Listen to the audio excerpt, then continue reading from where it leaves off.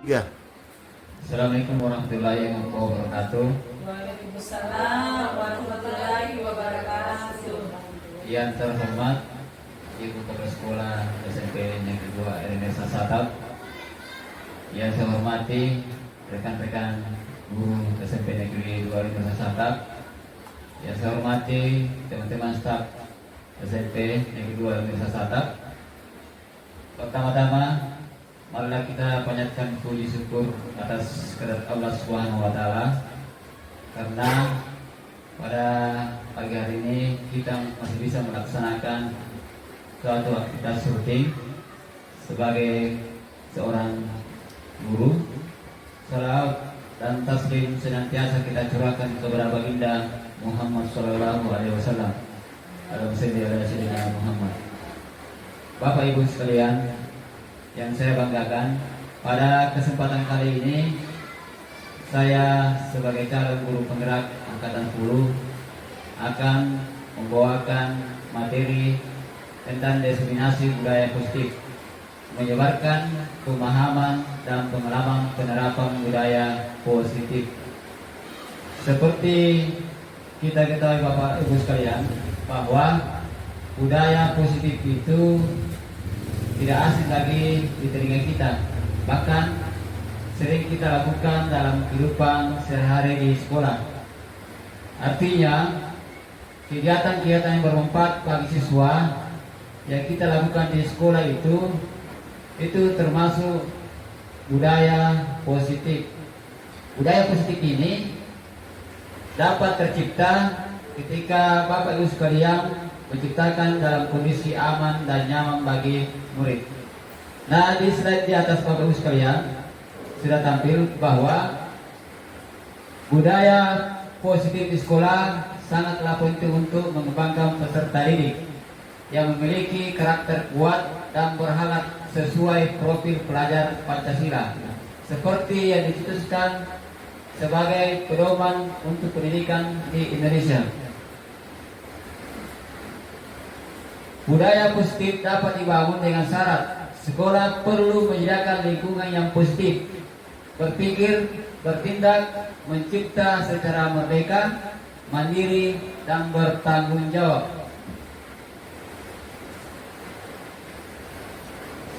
Bapak Ibu yang saya banggakan, salah satu strategi yang perlu ditinjau ulang adalah penerapan disiplin yang selama ini dijalankan di sekolah kita, atau pada umumnya kesadaran akan penerapan disiplin belum berdasarkan motivasi internal, di mana pembiasaan positif yang diterapkan bukan disiplin positif, namun masih menganut sistem penghargaan dan hukuman.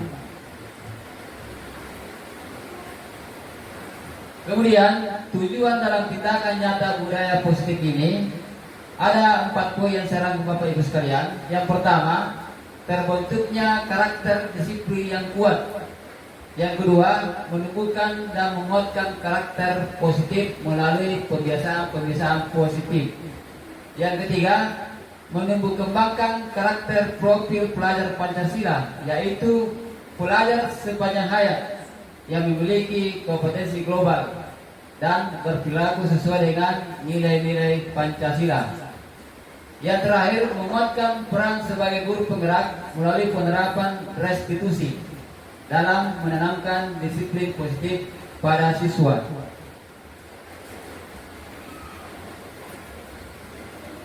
Selanjutnya Bapak Ibu sekalian, di slide di atas ada 7 konsep utama modul budaya positif. Yang pertama, perubahan paradigma belajar. Yang kedua, disiplin positif. Ketiga, kebutuhan dasar manusia. Keempat, motivasi perilaku manusia. Kelima, posisi kontrol restitusi.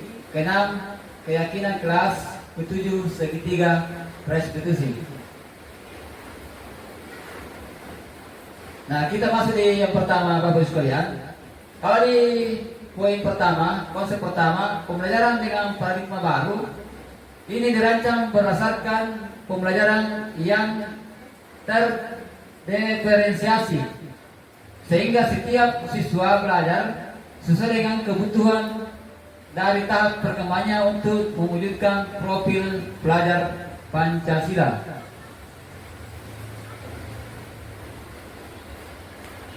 Yang kedua, disiplin positif. Saya kira kalau disiplin positif Bapak Ibu sekalian selalu kita lakukan di sekolah.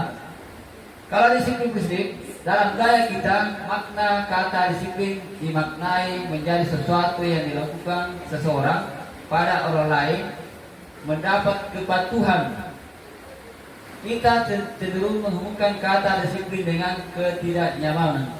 Kemudian, sebagai pendidik, tujuan kita adalah menciptakan anak-anak yang memiliki disiplin diri sehingga mereka bisa berperilaku dengan mengacu pada nilai-nilai kebajikan universal dan memiliki motivasi intrinsik bukan ekstrinsik. Jadi kalau Bapak sekalian, motivasi intrinsik itu timbul dari dalam diri, artinya kesadaran diri. Kalau X itu luar, artinya pengaruh dari luar. Jadi kalau disiplin positif itu hadir dalam motivasi dalam diri seseorang.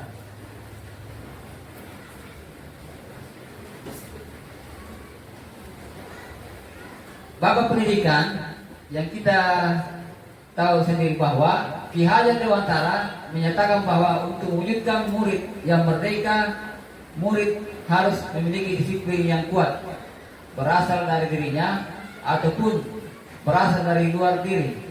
Ia dinyatakan dalam bukunya Pemikiran Konsepsi Keteladanan Sikap Merdeka, di mana ada kemerdekaan, di situ harus ada disiplin yang kuat. Itu menurut Bapak kita, Bapak Pendidikan Ki Hajar Dewantara. Kemudian di sini beliau katakan disiplin pun itu bersifat self disiplin, yaitu kita sendiri yang mewajibkan dengan sekeras-kerasnya. Tetapi itu sama saja, sebab jika kalau kita tidak cakap melakukan self disiplin, artinya self disiplin itu disiplin diri. Wajiblah penguasa lain mendisiplinkan diri kita, dan peraturan demikian itulah harus ada dalam suasana yang merdeka. Jadi self disiplin itu menurut arti dalam bahasa Indonesia disiplin diri. Ya. Selanjutnya kebutuhan dasar manusia. Ada 5 di sini Bapak Ibu sekalian. Yang pertama, kebutuhan bertahan hidup, survival. Kedua, kebutuhan kasih sayang dan rasa diterima, penerimaan. Ketiga, kebutuhan penguasaan. Keempat, kebutuhan kebebasan. Kelima, kebutuhan akan kesenangan. Jadi 5 poin di Bapak sekalian adalah kebutuhan dasar manusia. Yang pertama ini, ketika kita di sekolah, anak-anak itu mengharapkan tanggung jawab kita sebagai guru atau pendidik, bagaimana potensi yang dimiliki itu bisa dia ekspresikan di sekolah. Makanya sebagai pendidik kita harus tahu kebutuhan dasar manusia seorang sebagai siswa atau murid kalau di sekolah.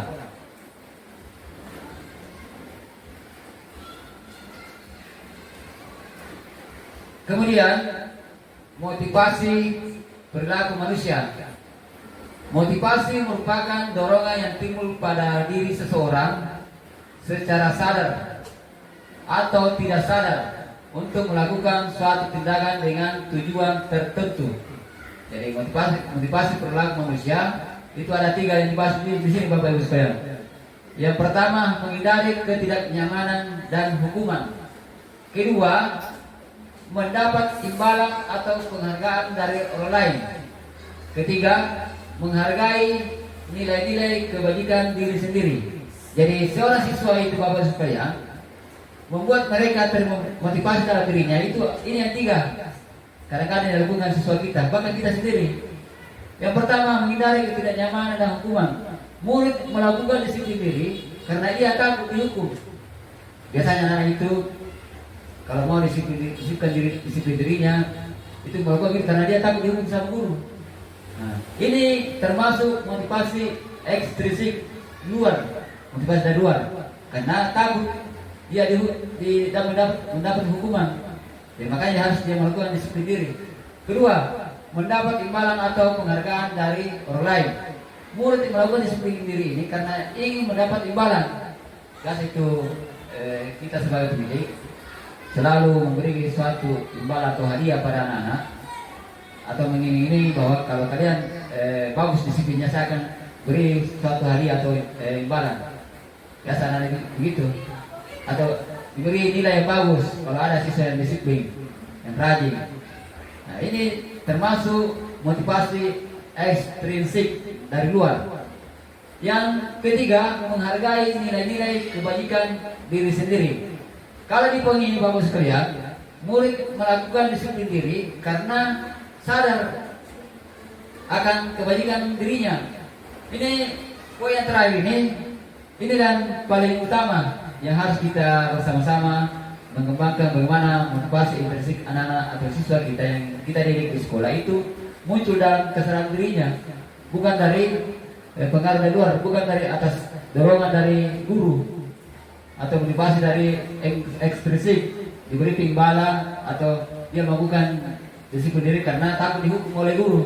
Tapi ini yang paling utama, motivasi intrinsik yang kita bangun supaya anak itu ada kesadarannya dalam melakukan suatu aktivitas di lingkungan sekolah kita. Kenapa saya mengatakan begitu bagus sekalian?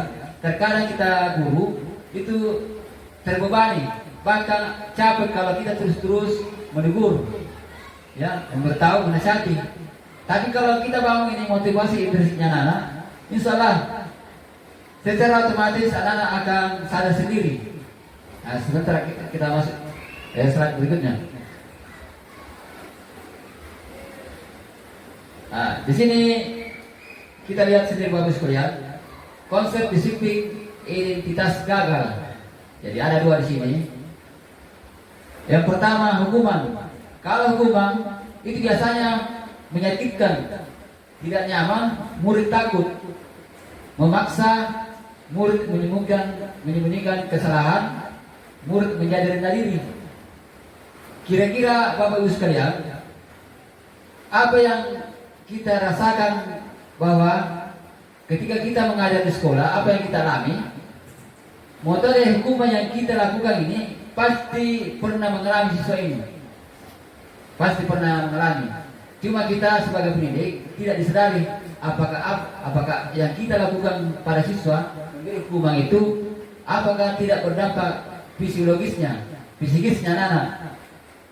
Pasti berdampak karena anak-anak itu selalu menyembunyikan kesalahannya, kemudian menyakitkan, tidak nyaman ketika kita marah-marahin anak, kita beri hukuman kalau tidak menyelesaikan soal atau PR, kita beri hukuman. Bahkan terlambat masuk di kelas, kita beri hukuman. Nah, ini yang konsep disiplinitas gagal.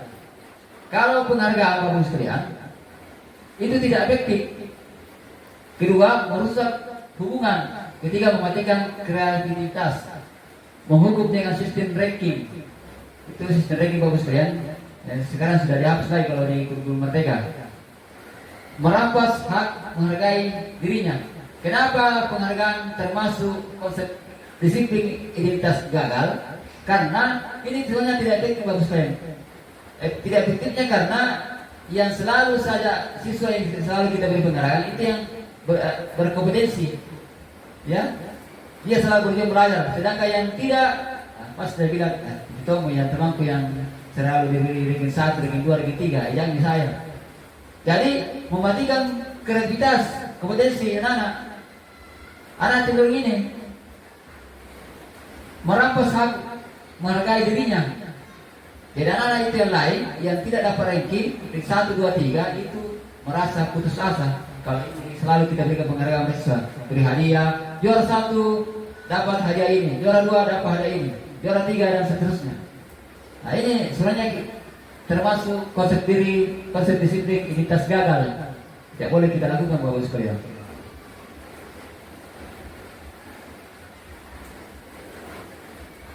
Yang berikutnya, konsep disiplin identitas sukses. Ada dua poin di sini Bapak sekalian, jadi saya tampilkan.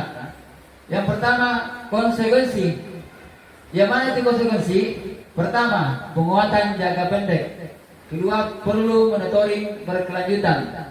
Ketiga, ada stimulus respon. Keempat, murid menghormati peraturan. Kelima, kehilangan waktu untuk merenungi kesalahan. Ini di konsep disiplin identitas sukses itu konsekuensinya bagus sekalian. Itu jangka pendek. Software itu bisa berubah, tidak lama. Kalau kita memberi konsekuensi, misalkan anak-anak itu kalau ada yang terlambat, itu beri konsekuensi. Ya, apa yang diberi konsekuensi itu diberi tugas piket konsekuensinya.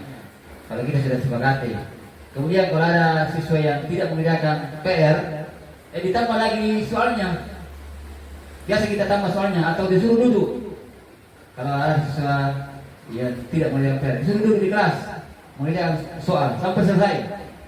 Ada juga kalau siswa terlambat, bagus sekalian. Kalau konsekuensi itu, ketika siswa tidak mematuhi peraturan, misalkan tidak membersihkan, kena piket kebersihan di kelas, lantas tidak membersihkan dalam kelas, ditambah lagi tugasnya membersihkan di WC, itu konsekuensi itu. Karena ada hubungannya dengan tugas kebersihan, ditambah lagi tugasnya, itu konsekuensi. Kalau restitusi bagus sekalian, murid bertanggung jawab untuk perilakunya, ada tanggung jawab di situ. Rest itu artinya perbaikan, memperbaiki kesalahan. Kedua, fokus pada pemecahan masalah jangka panjang. Ini biasa kalau anak-anak itu kita terapkan restitusi itu, anak itu melakukan disiplin diri itu jangka panjang, karena ada solusi di sini. Ketiga, murid menghormati dirinya dan orang lain. Jadi kalau biasanya kita guru-guru, kalau restitusi bagus sekalian, ada semacam istilah komunikasi yang membangun. Anak-anak kita hargai, jangan langsung dimarah-marahi. Kemudian kalau datang ke sekolah terlambat, masuk di kelas, kemudian pada hari ini tidak masuk upacara, jangan langsung dimarah-marahi. Ini. Biasanya saya sendiri bagus sekalian. Dulu kalau ada anak-anak tidak masuk upacara hari ini, biasa saya marah-marahi, bahkan disuruh hormat di depan yang bendera sampai 1 jam. Kalau restitusi tidak begitu bagus sekalian. Keempat, ada teori kontrol. Kalau restitusi ada teori kontrol yang perlu Bapak pahami. Kelima, murid bersemangat memperbaiki kesalahan.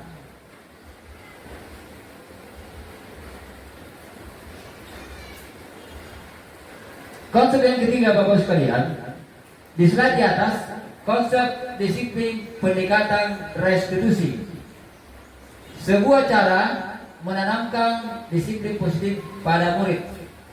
Yang pertama, restitusi adalah proses menciptakan kondisi bagi murid untuk memperbaiki kesalahan mereka, sehingga mereka bisa kembali pada kelompok mereka dengan karakter yang lebih kuat. Ini menurut Gosseni, seorang pakar pendidikan. Pada tahun 2004 dia beri pemahaman tentang restitusi. Ciri-cirinya bagus sekalian. Yang pertama, bukan menebus kesalahan, namun belajar dari kesalahan. Kedua, memperbaiki hubungan. Ketiga, tawaran bukan paksaan. Maksudnya tawaran di sini bagus kan? Kita memberi suatu pertanyaan yang membangun anak-anak. Contoh, begini, kalau ada siswa yang terlambat, kira-kira anakku yang terlambat ini, apa yang dilakukan itu, apakah suatu tindakan yang benar atau salah? Bagaimana cara memperbaikinya agar kalian tidak terlambat datang sekolah? Itu tawaran. Maka akan muncul itu solusi dari anak sendiri. Oh, saya harus rajin Pak, saya harus rajin. Tanya bagaimana tempat datang jam 7.15 misalkan. Itu ada tawaran yang kita berikan pada anak dan ada solusi. Anak sendiri yang memberi solusi, tapi kita memberi pertanyaan kayak pertanyaan komunikatif. Ketiga, menuntun untuk melihat ke dalam diri. Maksudnya di sini Bapak sekalian, kita tuntun anak apa potensi yang terkandung dalam diri yang dimiliki oleh siswa, kemampuan apa dia miliki. Selanjutnya mencari kebutuhan dasar yang mendasar tindakan. Artinya, ketika anak-anak tidak mengerjakan PR, kita cari tahu kenapa tidak mengerjakan PR. Kita cari tahu alasannya. Kalau di ciri-ciri restitusi Bapak Ibu sekalian. Kelima, fokus pada karakter, bukan tindakan. Keenam, menguatkan dan fokus pada solusi. Jadi selalu kita terapkan restitusi ini, itu fokus pada solusi, bukan fokus pada pemberian hukuman atau konsekuensi.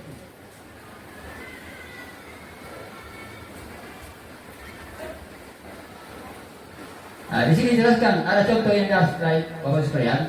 Perbedaan contoh kasus, siswa sering terlambat datang pada jam pelajaran pertama.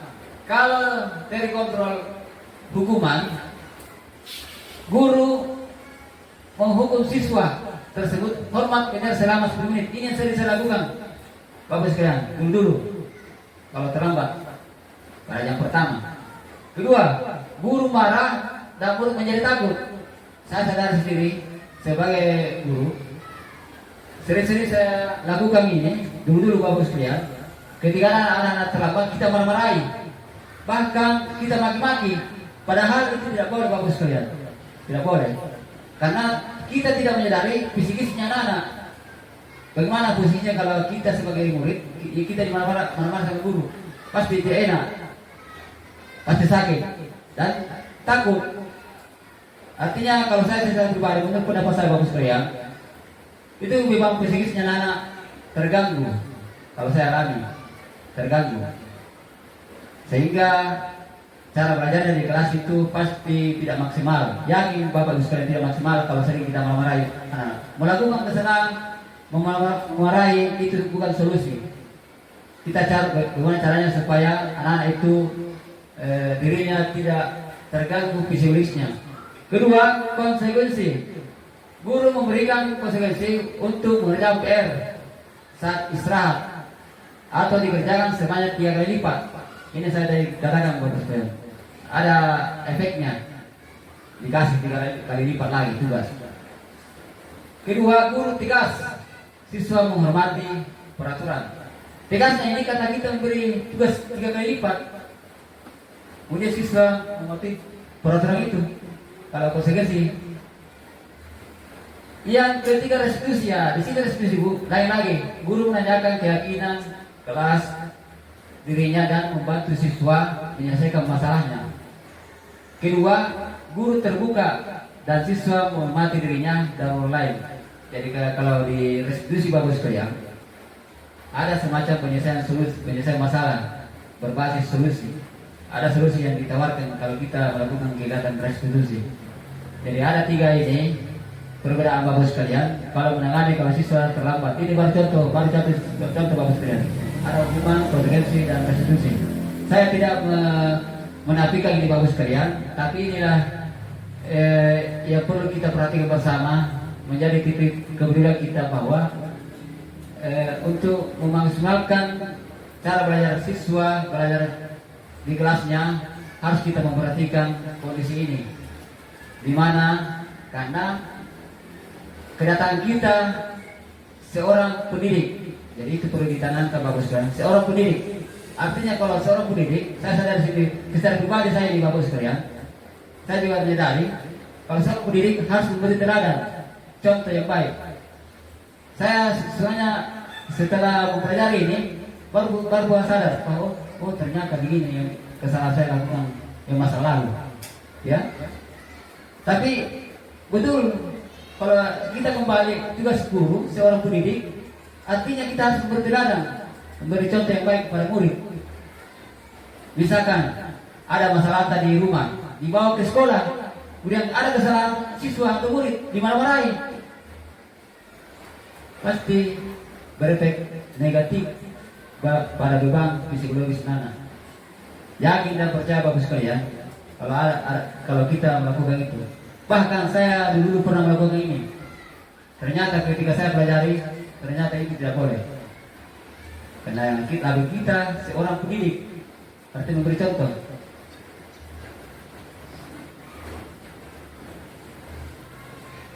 Bapak Ibu yang saya hormati, di atas ada 5 posisi kontrol restitusi.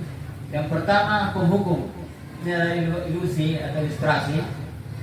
Kemudian pembuat merasa bersalah, teman sebagai pemantau dan manajer. Kalau penghukum selalu ini hampir semua pernah kita lakukan ini Bapak sekalian. Bahkan bukan sekali di sekolah kita, di sekolah lain juga pernah melakukan ini. Dan saya secara pribadi selalu mengatakan bahwa saya pernah melakukan ini sebagai posisi kontrol seorang guru penghukum. Ada kesalahan sedikit dihukum, sedikit dihukum. Kedua, pembuat merasa bersalah. Yang mana itu Bapak sekalian? Pembuat merasa bersalah ketika ada anak-anak, contoh dasar, ya, ketika disuruh piket, ya, di kelasnya atau piket untuk membersihkan kelas, itu tidak menjalankan apa yang diberi tugas itu, kita memberi suatu pernyataan atau kalimat, saya kecewa dengan kamu nak, sudah diberi tugas, kenapa tidak melakukan itu? Anak-anak itu merasa tidak enak dan tidak nyaman. Kalau kita sebagai posisi kontrol resmi mengatakan pembuat merasa bersalah. Kemudian sebagai teman, ini sebagai teman, artinya kita selalu memberi suatu kebebasan pada anak, ya. Kemudian anggap kita guru dengan murid itu tidak ada jarak, selalu bercanda. Kalau ada tugas tidak dikerjakan, diberi pemahaman dengan komunikasi yang baik, itu sebagai teman itu. Kalau kita berteman, gimana kalau posisinya kita berteman pasti tidak terlalu dimarahin anak. Ada solusi ya sedikit, tapi ya tidak memberi efek yang baik kalau kita selalu dekat sama anak murid. Kalau kita terlalu dekat antara guru dengan murid. Sebagai pemantau, ini kalau contohnya kalau pemantau Bapak sekalian, ketika anak terlambat ke sekolah, itu selalu kita beri atau pernyataan bahwa selalu kita saya perhatikan anak di sini, itu kalian terlambat, kenapa bisa selalu terlambat? Itu selalu kita pemantau, posisi pemantau.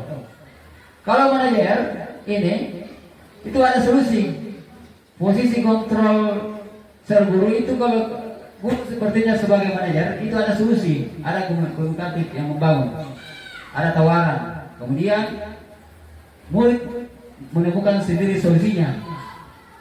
Kalau kita sebagai guru posisi manajer, kita tahu bahwa manajer itu tahu bahwa apa yang saya lakukan itu tidak terbebani pada anak-anak, tidak terlalu berefek negatif pada diri seorang anak kalau membuat kesalahan. Kalau manajer ada solusi. Kalau posisi kontrol guru sebagai manajer.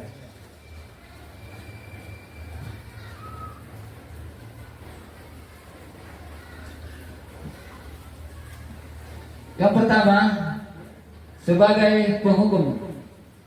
Kalau kita perhatikan Bapak sekalian, ini ilustrasi yang saya tampilkan. Seorang penghukum bisa menggunakan hukuman fisik maupun verbal. Yang saya katakan Bapak sekalian, seorang penghukum bisa melakukan hukuman fisik maupun verbal. Yang biasa dilakukan penghukum biasanya menghardik, menunjuk-nunjuk, menyakiti atau menyindir. Dampak pada murid dari seorang penghukum adalah perilaku kontrol negatif, seperti murid mengulangi kesalahan berulang kali, lalu perilaku menjadi agresif. Bapak sekalian, inilah kondisi kalau seorang guru penghukum menghardik, menunjuk, kemudian menyindir ini, menyakiti ini. Kalau kita sebagai guru melakukan suatu posisi penghukum, ini tidak boleh Bapak sekalian. Kalau saya Bapak sekalian, kalau ini dulu tapi setelah saya renungi sadari bahwa sebenarnya tidak boleh ini. Kita sebagai guru melakukan posisi sebagai penghukum. Kalau ada kesalahan anak dihukum sedikit, apalagi maki-maki, itu tidak boleh.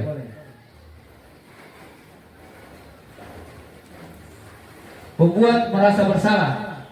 Pada posisi ini biasanya guru akan bersuara lebih lembut. Yang biasa dilakukan pembuat merasa bersalah biasanya berceramah, menunjukkan kekecewaan mendalam dampak pada murid dari seorang pembuat merasa bersalah adalah murid akan merasa rendah diri, merasa gagal, dan tidak berharga. Kalau pembuat merasa bersalah.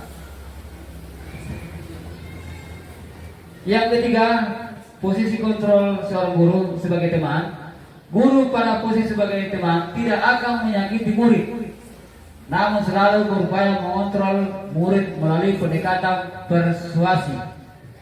Yang biasa dilakukan posisi sebagai teman adalah membuatkan alasan-alasan murid-muridnya.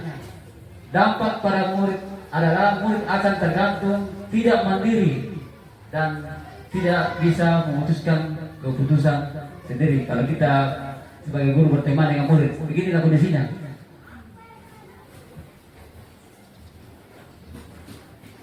Keempat, pemantau. Guru pada posisi ini biasanya selalu mengawasi atau memantau muridnya yang berpatokan pada catatan atau kesepakatan yang sudah disetujui. Yang biasa dilakukan posisi sebagai pemantau yaitu memantau, menghitung, mengukur kedisiplinan. Kalau kita pantau kerajinan anak, berapa mi alfamu nak? Itu memantau itu. Berapa mi sakitmu? Berapa hari dia datang? Itu sebagai posisi pemantau. Dampak bagi murid dari posisi kontrol pemantau yaitu menitik beratkan pada dampak diri sendiri, mendapatkan hadiah atau endapan hukuman. Ini biasa yang muncul ini. Kalau kita sebagai guru pemantau, kalau ada siswa rajin sekali, oh diberi hadiah. Oh ini yang rajin. Semester 1 ini tidak banyak. Nah ini kondisinya bagus sekali. Yang terakhir, guru sebagai manajer. Guru pada posisi ini biasanya posisi di mana guru berbuat sesuatu bersama dengan murid, mempersilahkan murid, mempertanggungjawabkan perilakunya, mendukung murid agar dapat menemukan solusi atas permasalahannya sendiri. Yang dilakukan guru pada posisi manajer biasanya mengajukan pertanyaan-pertanyaan. Ada pertanyaan-pertanyaan terkait nilai kebajikan yang telah diyakini, atau pertanyaan-pertanyaan berkaitan dengan solusi yang ditempuh berkaitan dengan pelanggaran tata tertib. Kalau kita sebagai guru sebagai mengajar, kita melakukan suatu pertanyaan pada murid. Kalau ada murid melakukan kesalahan, ada semacam pertanyaan-pertanyaan yang membangun. Tapi pertanyaan itu harus ada solusinya. Solusinya itu siswa sendiri yang menemukan solusi. Contoh, bagus sekalian. Kalau saya berikan anak tidak terlambat, kemudian tidak mengerjakan PR, kita bertanya anak, bagaimana cara supaya saya berikan PR itu tidak lagi terus tidak dikerjakan. Anak-anak itu biasa melakukan solusi. Saya akan rajin belajar, Pak. Kalau ada PR yang kita berikan, saya akan mengerjakan yang tiba waktu. Malahnya saya akan belajar supaya PR yang diberikan itu bisa selesai. Itu ada solusi. Ada pertanyaan-pertanyaan begitu. Saya kalau ada anak terlambat, dengan cara supaya tidak terlambat. Pada yang pertama, anak-anak pasti memberi solusi. Saya akan bangun tepat waktu bagus, ya. Saya bangun pagi, kemudian cepat datang ke sekolah. Solusinya ada solusi yang ditawarkan anak, ada solusi yang dimunculkan.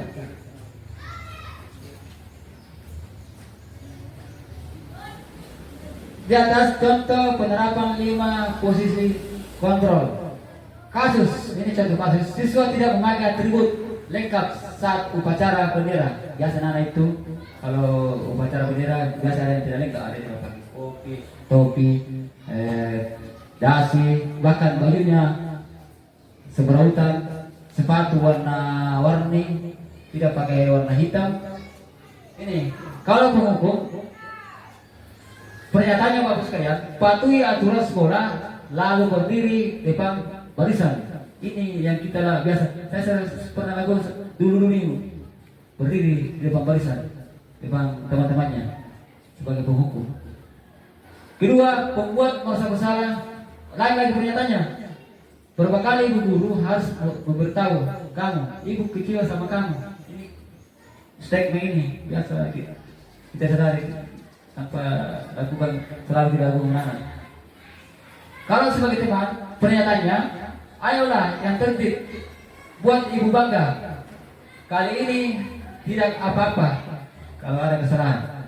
Pemantau, kamu sudah melanggar apa peraturan dan konsekuensinya. Kalau pemantau, kalau manajer bagus sekalian, ini yang terakhir, ini yang paling penting. Mudah-mudahan kita bisa terapkan ini sebagai posisi kontrol, sebagai manajer. Kalau manajer bagus sekalian, pertanyaan lain. Apakah kamu tahu kesalahanmu? Jadi kita bertanya, tapi bertanya ada solusi jawabannya yang kita harapkan. Kira-kira bagaimana kamu akan memperbaiki kesalahan ini? Ya, ini ada 5. Jadi setelah saya jelaskan bagus sekalian, saya mengharapkan ada semacam seri pendapat bagus sekalian tentang posisi kontrol seorang guru yang saya sudah tentukan di atas. Kira-kira ada yang, kalau ibu selama ini mengajar, bagus sekalian, selama ibu mengajar, apakah di atas ini yang mana yang pernah bapak ibu lakukan dari 5 posisi kontrol ini selama ini sebagai guru atau pendidik? Silakan Ibu Nur Rahma yang memberi suatu pernyataan atau tanggapan pendapat. Terima kasih atas kesempatan yang diberikan kepada saya. Dari penjelasan Bapak Kardi mengenai posisi kontrol atau penerapan restitusi kepada siswa, menurut saya ini sangat bagus untuk diterapkan kepada anak-anak, karena semuanya memiliki sistem yang berhubungan satu sama lain sehingga anak bisa menjadi disiplin, yang kita bisa kenal yang namanya disiplin positif.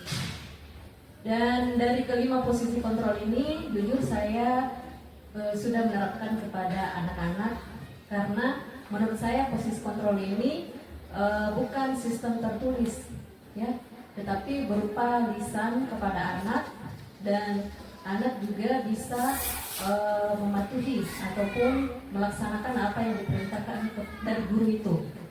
Dari kasus yang pernah saya dapatkan dari anak, yaitu sering tidak mengerjakan PR-nya. Ya, jadi dari penerapan posisi kontrol yang dipaparkan Bapak Kardi, saya sering menggunakan sistem hukum dan konsekuensi. Jadi anak-anak yang tidak mengerjakan PR-nya, biasanya saya hukum dengan cara memberikan dia hafalan kepada siswa. Mungkin itu dari segi konsekuensi. Tapi dari segi hukuman, biasanya kadang saya menyuruhnya membersihkan WC atau toilet, seperti itu. Kalaupun sistem teman, pemantau atau manajer ini, mungkin pernah saya juga lakukan secara lisan kepada anak di luar dari kasus-kasus tersebut. Contohnya, anak yang sering berteriak di sekolah, baik di dalam kelas maupun di luar kelas, di ruangan, atau sedang bermain, dia kelewat batas, itu bisa saya terapkan sistem teman dan pemantau dan manajer. Jadi lebih terkesan lisan kepada anak-anak, seperti itu. Ya, mungkin itu pendapat saya, dan lebih kurangnya mohon dimaafkan. Terima kasih, Pak Kardi. Bagaimana kalau Ibu Kiki, dari kelima posisi kontrol ini yang pernah kita lakukan yang di bagian mana?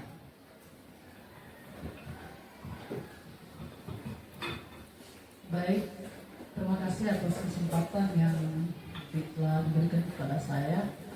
Dari kelima posisi kontrol yang ada pada guru, saya selama 12 tahun mengajar, ini sudah masuk 15 tahun mengajar, saya telah menerapkan banyak, dan terutama ini sebagai penghukum, karena kita selalu merasa bahwa kita ini sebagai guru akan memberikan efek jera dengan menghukum anak-anak selalu, ataukah dengan cara baik itu hukuman secara fisik maupun secara psikis. Contoh, misalkan anak melanggar, kita berteriak, kenapa melanggar? Kenapa ini? Kan kita paling sering melakukan seperti itu. Kita ibarat apa ya? Ini murid, ini kita guru adalah yang digugu dan dicontoh sama siswa. Jadi apa yang dilakukan guru itu yang dilakukan siswa. Kenapa? Siswa itu adalah peniru yang paling ulu. Jadi ketika ini berbicara beberapa tahun yang lalu ya, pengalaman saya, kerap kali ketika anak-anak itu melanggar atau bahkan lupa saja materinya, saya tuh berteriak kayak orang gila, Pak. Kuteriak kayak anak kayak orang gila. Sampai itu kedengaran suaraku sampai di kelas sebelah. Sampai kedengaran suaraku sama guru-guru lain. Padahal setelah melihat diskriminasi ini, saya sadar bahwa ini kita posisi sebagai penghukum itu tidak layak dan sudah tidak dipakai di kurikulum Merdeka. Bahkan di K13 kemarin itu sudah tidak dipakai. Dan mungkin yang paling layak kita gunakan, mungkin kita gunakan dulu sebagai manajer, sebagai guru untuk digugu dan diteladani anak-anak. Bahkan karena yang paling sulit dibangun di siswa bukan persoalan fisiknya kalau di sekolah, tapi persoalan psikisnya. Terkadang kita guru tidak sadar langsung dikasih efek psikis ke anak-anak yang membuat anak-anak malu, sehingga mungkin anak-anak merasa, oh sekek namanya guruku baru apa-apa nak teriak mah. Atau kalau langsung bilang ke anak-anak, kan memang orang gila berteriak, kan tidak jangan didengar. Dan mungkin sebagai manajer, sebagai teman, dan sebagai sebagai pemantau, di antara ketiga ini bisa digunakan, mungkin layak digunakan dan sering kita gunakan, tapi menyesuaikan dengan kondisi atau situasi tertentu. Misalkan pada saat anak-anak melanggar, terus kita lakukan restitusi, kita kan bertindak sebagai manajer. Tapi kemudian anak melanggar lagi, mungkin setelah anak melakukan perulangan dalam pelanggaran keyakinan kelas itu, kita mengubah posisi kontrol menjadi pemantau. Jadi kita pantau anak-anak apakah ada anak-anak sudah betul-betul tidak ini dari pelanggaran sebelumnya. Kemudian mungkin kalau penghukum dan pembuat merasa bersalah itu sangat kontras dengan hukum kita saat ini, karena sebagai penghukum itu akan menyakiti fisiknya anak-anak, dan pembuat merasa bersalah itu akan menyakiti psikisnya. Mungkin itu sekedar dari saya, Pak Sudardi. Terima kasih. Assalamualaikum warahmatullahi wabarakatuh. Baik, Bu. Terima kasih tentang contoh penerapan 5 posisi kontrol. Alhamdulillah, sepanjang yang saya perhatikan ini, yang posisi yang pertama dan kedua itu sebenarnya mulai dari sekarang kita hindari. Yang seperti itu kita memulai langkah ketiga sampai yang terakhir. Tapi sebelumnya itu sebenarnya Bapak Ibu guru, sebelum menerapkan ini harus dulu setiap guru di mapelnya masing-masing. Pada saat nanti semester 2024-2025 kita mulailah menggunakan keyakinan kelas. Karena kapan kita membuat suatu keyakinan kelas sebelum memulai pembelajaran, insya Allah anak-anak akan merasa dengan sendirinya tidak akan melakukan kesalahan lagi. Kenapa? Karena dia sendiri yang sudah membuat suatu komitmen dengan Bapak Ibu gurunya untuk tidak melakukan suatu kesalahan, dan diusahakan keyakinan kelasnya itu menggunakan kata-kata yang efektif saja dan tidak terlalu panjang. Misalnya, saya tidak akan membuang sampah, saya akan mengerjakan PR, otomatis kalau anak-anak dilibatkan, insya Allah tidak sepihak lagi dari kita yang buat aturan. Kalau anak-anak juga ada timbal baliknya dan dia disuruh sendiri dibikin di kertas, di post-it bahwa ini keyakinan kelas kita nah hari ini. Kalaupun misalnya di bab berikutnya ada membuat praktek, ya kita bikin lagi keyakinan kelas supaya pada saat proses pembelajaran tidak lagi anak-anak yang seperti itu. Dan apabila sudah di dalam kelas sudah terlaksana dengan baik, insya Allah anak-anak juga itu akan membawanya pada saat dia ada berada di luar daripada kelas tersebut. Makasih Pak Kadis, sedikit sebagai tambahan. Ya, silakan. Oke, saya juga cuma ingin menambahkan sedikit dari kelima penjelasan posisi kontrol ini. Sebenarnya sudah ada yang menerapkan ketiga posisi kontrol ini, teman, pemantau, dan manajer. Dan itu adalah ibu kepala sekolah kita yang tercinta, Ibu Umi. Karena selama beliau masuk ke sekolah ini, saya perhatikan beliau sudah menerapkan posisi kontrol ini dan sudah berdampak pada murid. Contohnya, sebelumnya anak peserta didik kita itu sangat susah untuk merapikan pakaiannya. Rata-rata itu di dalam, di luar bajunya, baju seragamnya. Dan alhamdulillah sekarang saya temukan semua murid-murid itu sudah disiplin dalam pemakaian seragamnya. Itu karena Ibu Umi tidak pernah menerapkan hukuman atau membuat merasa bersalah, tetapi menjadikan mereka teman, pemantau sekaligus manajer. Karena Ibu Umi selama ini selalu menjadikan mereka sebagai teman dan memberikan pendekatan yang lebih kepada anak-anak sehingga mereka mungkin ada yang merasa bersalah sampai mereka bisa menjadi disiplin seperti itu. Jadi kami harapkan guru-guru di sekolah ini bisa belajar banyak dari ibu kepala sekolah kita yang sudah menerapkan sebelumnya. Ya, terima kasih Bu Umi, dan kami harapkan semoga kasus-kasus kedepannya yang lain lagi bisa kita berikan solusinya untuk menjadi posisi kontrol teman, pemantau, dan manajer pada kasus-kasus yang lain.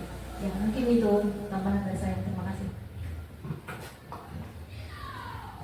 Baik, terima kasih Ibu Nur Rahma dan Ibu Kiki atas pemahamannya tentang posisi 5 kontrol ini.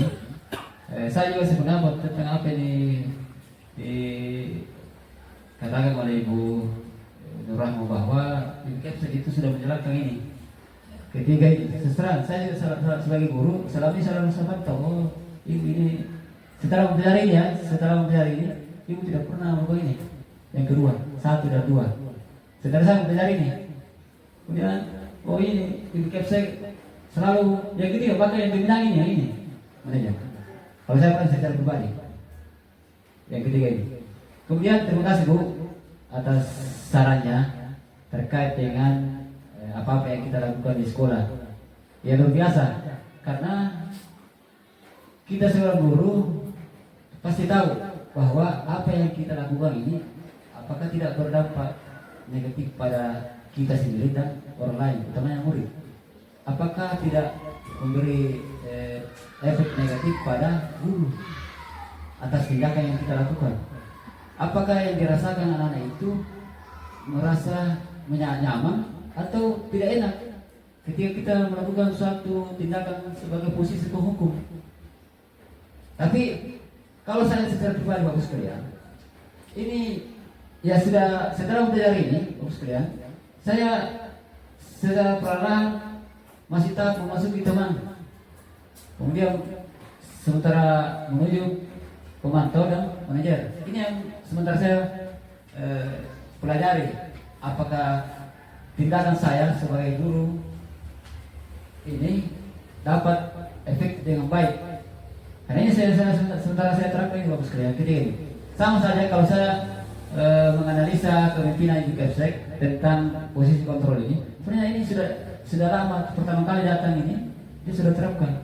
Cuma kita guru, saya pribadi tidak menyadari bahwa apa yang kita lakukan ini, posisi kita yang kita lakukan ini, apakah bermanfaat bagi murid.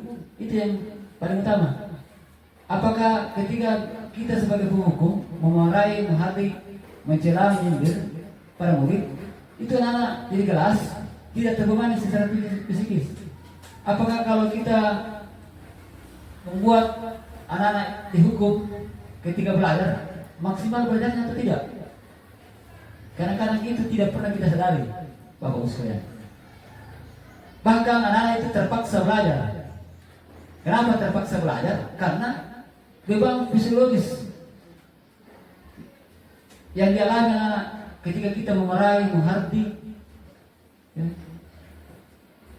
Apalagi ditunjuk, dipukul, itu tidak boleh. Jadi bagus sekali ya. Saya posisi di sini bukan berarti saya menggurui atau menceramai Bapak sekalian. Hanya saling berbagi. Actionnya itu tindakannya tergantung dari Bapak Ibu.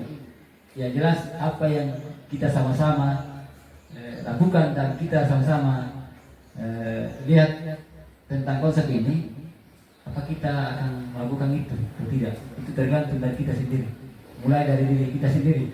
Karena terserah, saya sebenarnya setelah mempelajari Bapak ini, Bapak sekalian, setelah mempelajari ini, saya sadar, ini secara pribadi saya sadar bahwa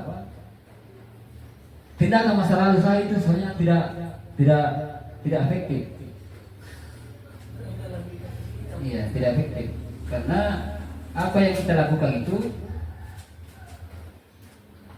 tidak memberi dampak yang bermanfaat bagi anak kalau kita selalu melakukan menghukum dan membuat merasa bersalah.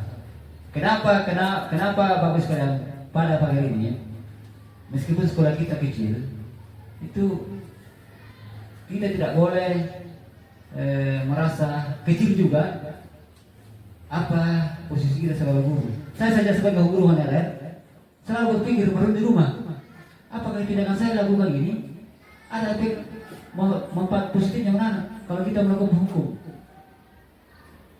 Apa memberi manfaat pada diri saya sendiri? Serasa beruntung Bapak Ibu sekalian. Saya ini guru honorer tapi selalu memikirkan ini tindakan saya.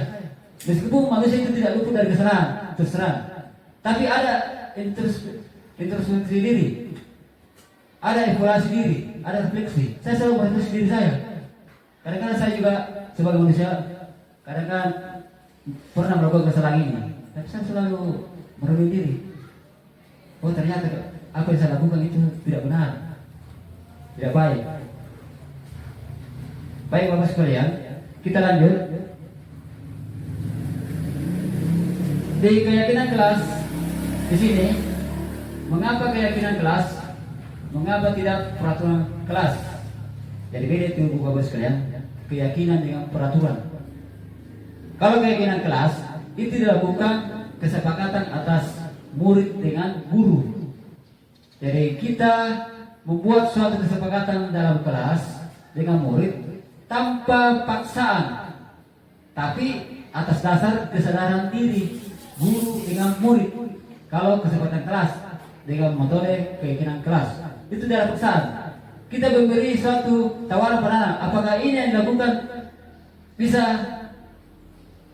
dilaksanakan di kelas apapun di luar kelas atau di luar sehari. Contoh disiplin waktu, datang tepat waktu di kelas atau di sekolah jam pelajaran pertama, hadir 15 menit sebelum masuk pelajaran pertama, ada di sekolah ya. Kedua, membuat sampah pada tempatnya. Ini apakah tidak terbalik? Itu yang kita tawarkan anak atau kita sepakati dengan anak. Beda itu Bapak sekalian, kalau dilarang buang sampah, dilarang buang sampah. Tapi buanglah sampah pada tempatnya. Itu beda itu kalimatnya. Ya beda. Kemudian di sini mengapa kita memiliki peraturan tentang penggunaan helm pada saat mengendarai kendaraan roda 2? Mengapa kita tidak memiliki peraturan tentang penggunaan masker dan mencuci tangan setiap saat? Ada 3 ini kasus ini Bapak sekalian. Kalau ingin saya bertanya pada Ibu tentang keyakinan kelas Bagaimana menurut Bapak sekalian, termasuk Ibu Nur Rahma? Karena saya lihat Ibu Nur Rahma sudah melakukan ini kesepakatan kelas ketika pelajaran mau dimulai. Bagaimana kalau pendapat Ibu Nur Rahma tentang keyakinan kelas? Oke, terima kasih atas kesempatan yang diberikan untuk kesekian kalinya. Pada keyakinan kelas, ya. Jadi kita ketahui bersama keyakinan kelas dan peraturan kelas itu berbeda. Seperti yang sudah disampaikan, bahwasanya kalau peraturan kelas itu seperti dia terikat antara guru dan siswa, dan tidak dan memiliki konsekuensi tertentu terhadap peserta didik. Sedangkan keyakinan kelas yaitu ada perjanjian antara guru dan murid, dan jika tidak jika dilanggar atau tidak dipatuhi oleh peserta didik kita, maka peserta didik kita yang menentukan sendiri apa yang menurutnya terbaik buat mereka agar tidak melakukan kesalahan kedua kalinya. Nah, pada kelas yang kita ampuh, kita memang sebagai guru harus memiliki keyakinan kelas terhadap peserta didik. Ya, jadi menurut saya keyakinan kelas itu kita harus buat di awal pembelajaran bersama peserta didik kita. Jadi peserta didik kita yang menentukan sendiri apa konsekuensinya yang mereka buat jika keyakinan kelas itu dilanggar. Ya, misalkan saya membuat keyakinan kelas itu selama ini kepada anak-anak, jika kalian ribut nak, kira-kira kalian akan melakukan apa konsekuensinya untuk diri kalian sendiri. Mereka beramai-ramai menyalurkan pendapat mereka masing-masing. Ada yang bilang keluar kelas, ada yang bilang dihukum, seperti itu. Jadi kita nanti guru dan peserta didik menentukan apa saja keyakinan kelas kita dan konsekuensinya apa, nanti disepakati bersama murid, seperti itu. Jadi menurutku saya sebagai guru dan mungkin teman-teman yang lain juga harus memiliki keyakinan kelas masing-masing pada saat awal pembelajaran. Mungkin itu saja. Terima kasih. Ya, betul yang dikatakan oleh Ibu Nur Rahma bahwa keyakinan kelas itu kita lakukan di kelas itu sebelum pembelajaran dimulai. Ya, betul sekali. Kemudian keyakinan kelas dibuat itu atas kesepakatan kita dengan murid supaya tidak ada paksaan. Benar? Kalau peraturan Bapak sekalian itu termasuk paksaan. Banyak. Harus melakukan itu. Kalau peraturan itu bedanya dengan keyakinan kelas, karena peraturan kita buat sendiri, guru yang buat sendiri. Kalau peraturan, kalau keyakinan kelas kita koordinasi dengan murid, ya, kita diskusi dengan murid. Kalau keyakinan kelas kita buat.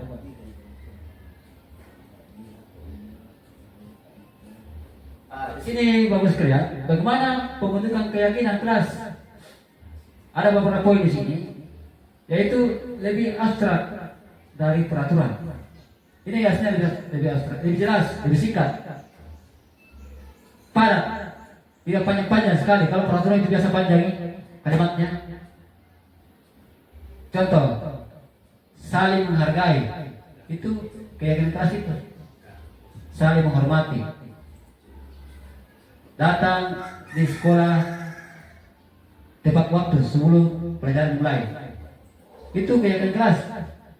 Sedikit saja agar mudah diingat. Kalau pembuatan keyakinan kelas bagus kan. Sedikit kalimatnya itu atau katanya itu lebih ringkas, berupa pernyataan universal. Contoh, saling menghormati, saling menghargai, disiplin. Singkat tapi universal, luas maknanya, sesuai dengan kondisi kelas dan sekolah agar mudah diterapkan. Disesuaikan dengan lingkungan kita di sekolah ini. dibuat dalam bentuk positif. Semua warga kelas atau sekolah dilibatkan membuat. Ini tadi dikatakan teman kita, Ibu Rahma, dilibatkan murid dengan guru, ada pelibatan di situ.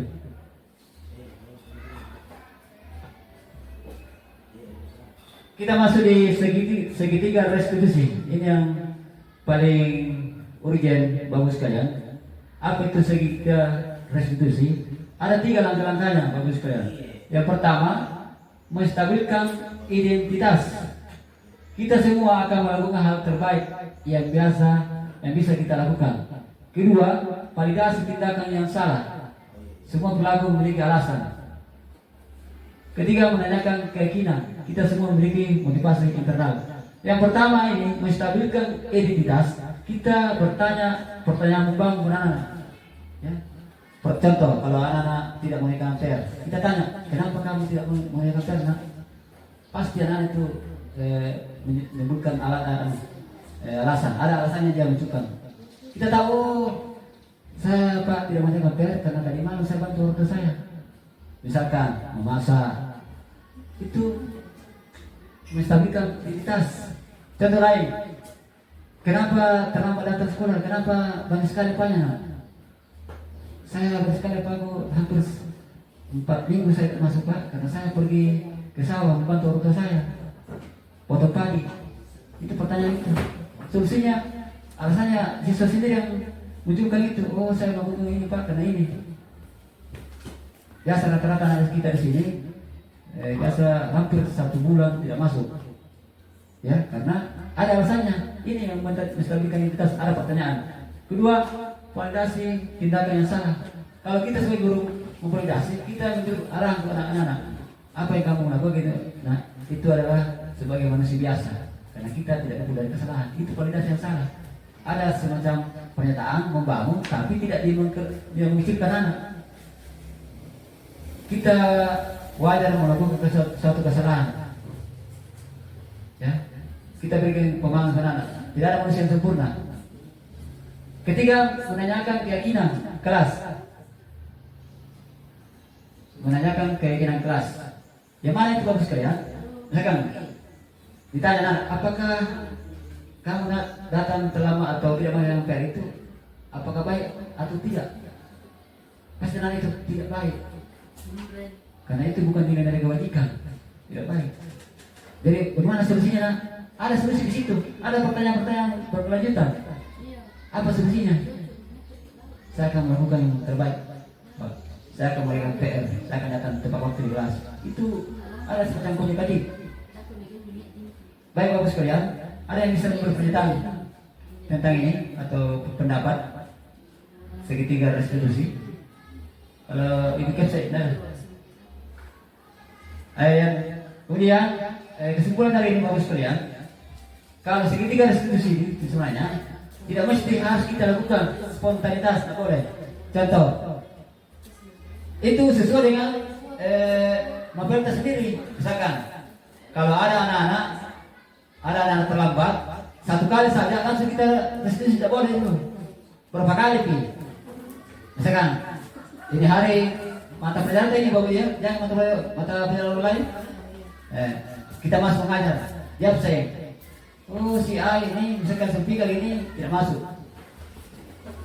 Minggu kedua kita masuk lagi mengajar, jawab lagi. Oh tidak masuk speaker. Ketiga lagi tidak masuk lagi. Maka dari ketiga ke 4, ketika datang anak kita melakukan segitiga restitusi. Bahkan itu tidak boleh kita lempar ke seorang guru BK, tidak boleh. Selesai itu kita, tapi kita sendiri, ya, tidak boleh, ya, karena ada tahapannya bagus sekalian. Yang saya bilang ada membuat kesalahan anak, misalkan sering bolos, ya, sering bolos, kita langsung segitiga restitusi, ditanyakan dulu, dipelajari dulu, 2-3 kali bolos lagi, datang baru kita dipanggil, kenapa selalu bolos? Apa sebenarnya itu? Memberi alasan begini-gini, kita pelajari, oh sampai di sini. Kemudian dari situlah kita memberi kesimpulan bahwa oh anak-anak ini melakukan ini karena ada alasan ini. Solusinya bagaimana? Gitu. Kemudian segitiga restitusi ini tidak tidak mesti selalu kita lakukan.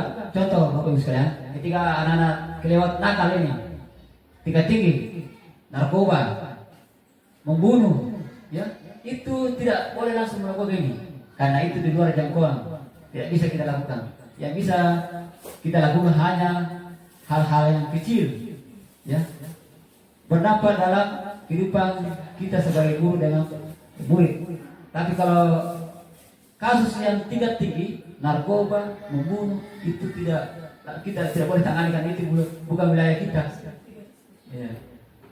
Bukan segitiga restitusi namanya kita terapkan dalam kehidupan sehari. Tindakan kesalahan anak yang lakukan ini yang kita lakukan, itu pun tidak serta-merta kita lakukan.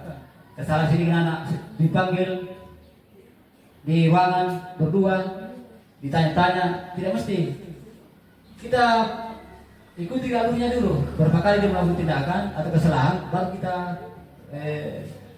menggunakan segitiga restitusi. Jangan sampai mama ibu bilang tidak mengerjakan PR ulang segitiga restitusi. Tidak. Boleh melakukan pendekatan persuasif, pendekatan kita dengan guru. Tapi tidak mulai ini proses ini. Ditanya baik-baik dulu. Kalau kita ini resmi dulu, ditanya kenapa tidak mengerjakan pernah, kenapa terlambat, gitu. Kecuali kalau 3 kali 5 kali melakukan kesalahan itu, pasti melakukan segitiga restitusi. Ini Bapak sekalian, contoh penerapan segitiga restitusi yang saya terapkan di sekolah ini. Ya. Sebenarnya ada videonya ini. Kalau di kampus ada videonya, tapi ini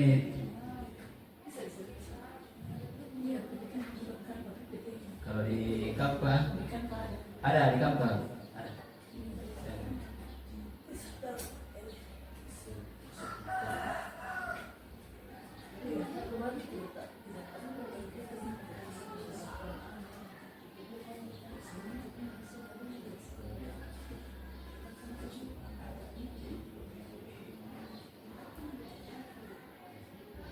Ini saya terapkan Bapak sekalian, perlu dipahami. Berapa kali tidak terlambat, baru terlambat dilakukan segitiga restitusi. Kalau baru 1 kali jangki dulu, ditanya bapak mana ini pendekatan yang membangun, ya. Jangan sampai dipanggil bapak ini datang di kantor, kenapa begini? Tidak boleh.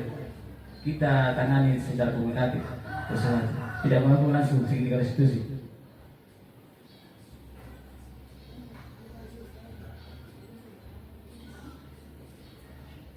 Ini contoh kasus satu Bapak Ibu. Mudah bisa terbuka ini.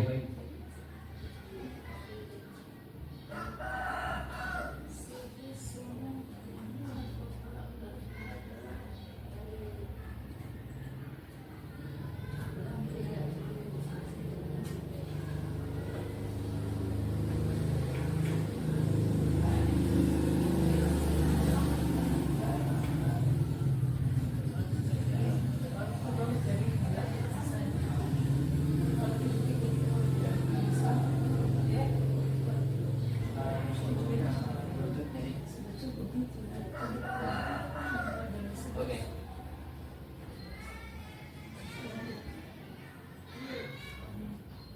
Ini contoh siswa yang bertengkar akibat menyantai di kelas. Sering menyantai ini. Berapa kali menyantai, jadi saya lakukan segitiga restitusi. Terima kasih. Di sini adalah penghujung acara. Salam dan bahagia. Jadi Bapak sekalian, apa yang saya paparkan tentang diseminasi budaya positif besar harapan saya sebagai guru atau calon guru penggerak. Mudah yang saya tampilkan, yang saya jelaskan ini, yang saya paparkan Bapak sekalian, bisa diterapkan di sekolah kita.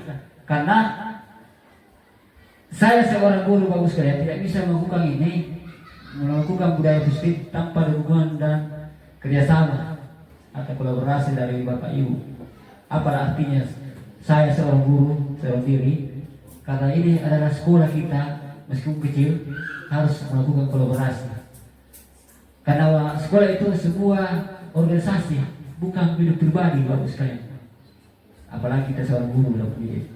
Besar harapan saya, mudah yang kita sama-sama lihat dan kita dengar dan memahami tentang budaya Muslim, mudah bisa diterapkan dan sama-sama kita melakukan ini tanpa ada paksaan terbebani.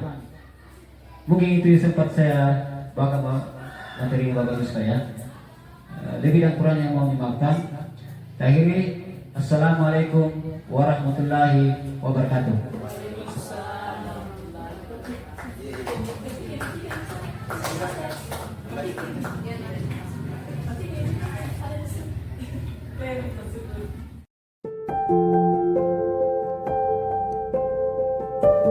Warahmatullahi wabarakatuh.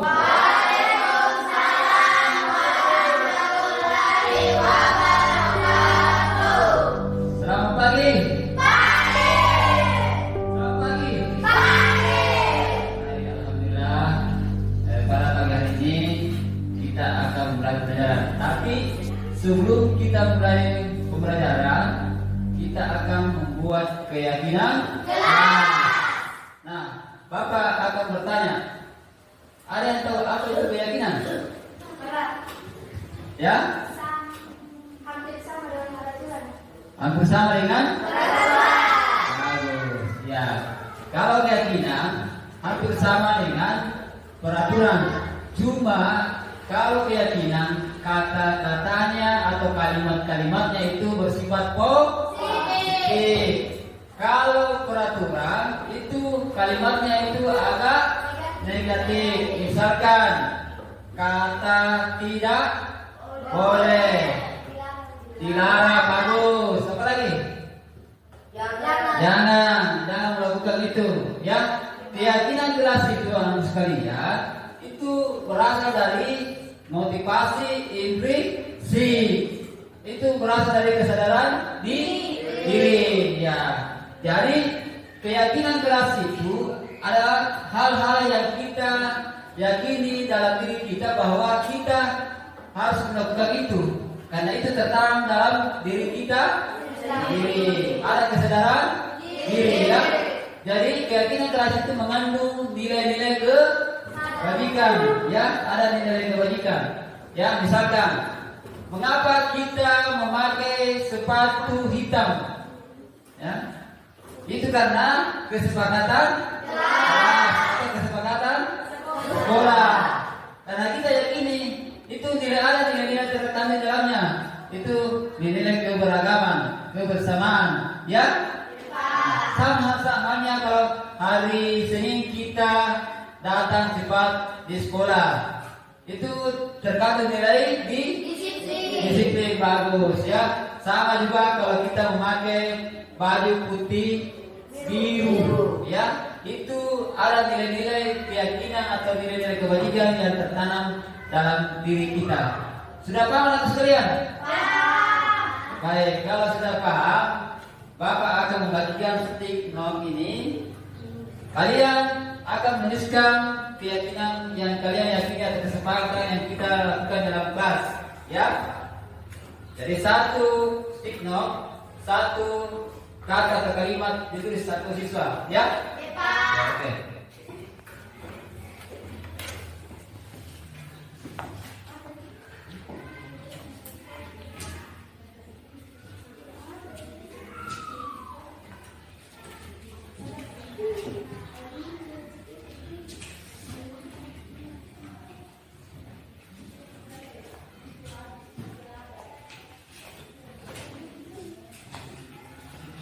Ya, tuliskan masing-masing satu stick note, satu keyakinan masing-masing anak sekalian.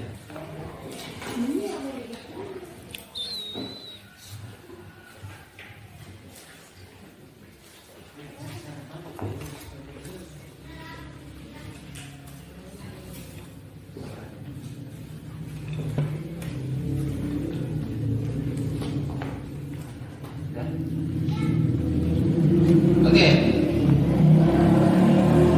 Bapak akan menunggu keyakinan apa yang kalian yakini atau kesepakatan apa yang diyakini.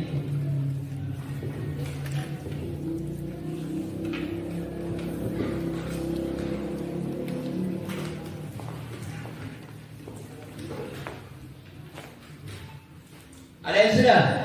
Oke, yang sudah boleh nak ditempel di depan. Yang sudah. Ya di sini saja, di sini. Ya di sini saja. Ya, di sini.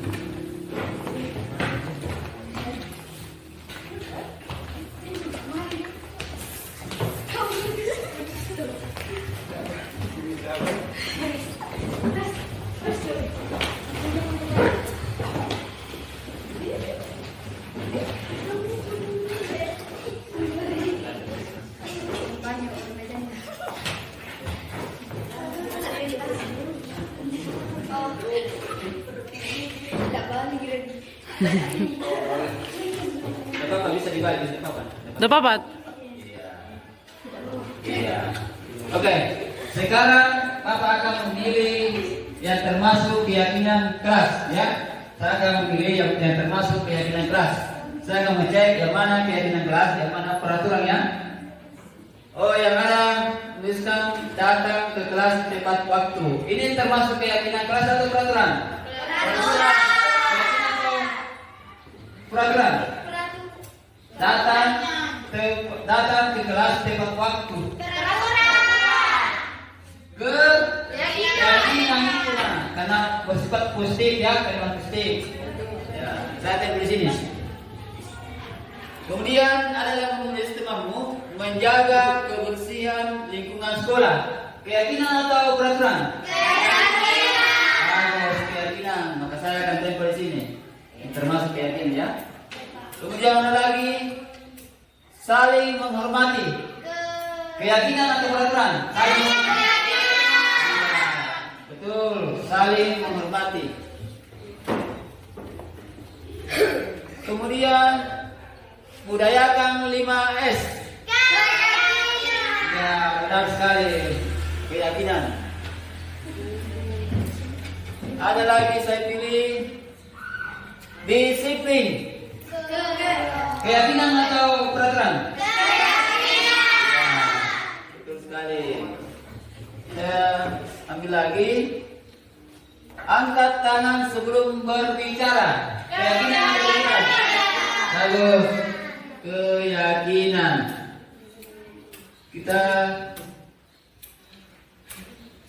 ya, satu lagi. Saling menghargai. Keyakinan. Beri aplaus dulu. Oke. Jadi karena anak sekalian sudah tahu keyakinan kelas, bisa membedakan keyakinan kelas dengan peraturan kelas, maka saya minta anak sekalian untuk menandatangani keyakinan kelas. Ini keyakinan kelas kita buat atas kesepakatan bersama ya. Tidak ada paksaan ya. Ya, baik. Saya akan panggil naik untuk menandatangani keyakinan kelas kita. Ya, saya panggil dari Haris dulu.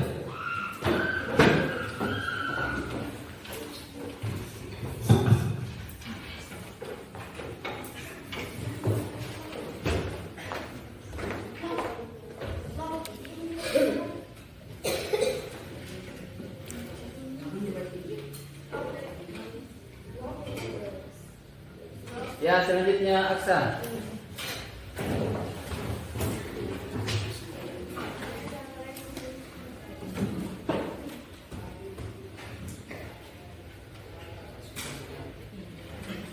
Ya, berurutan lagi nak? Berurutan lagi? Ya. Ya. Ya, berurutan ya, berurutan. Setelah sabar, lanjut Radit. Dan setelah Radit, belakangnya lagi, ya. Begitu seterusnya. Ya, lanjut lagi, maju ke depan.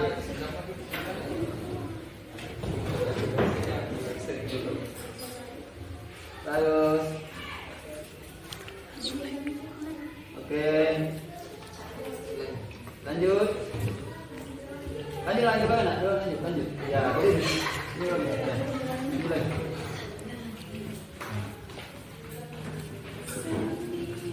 Ya, ini lagi. Ya.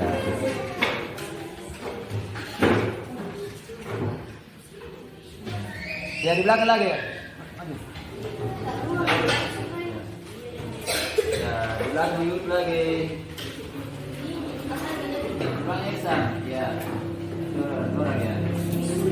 Baru.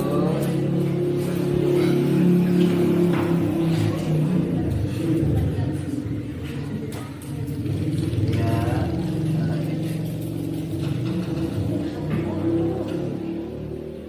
Oke, selanjutnya.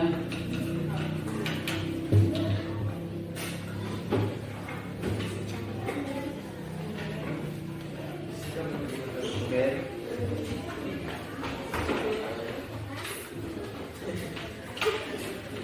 Bisa dorong ya, bisa dorong ya. Ya, banyak sini.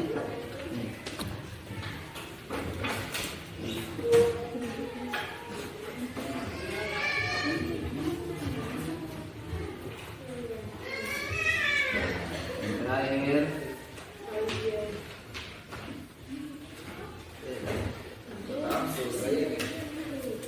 Oke, terima kasih ya. Baik, assalamualaikum warahmatullahi wabarakatuh.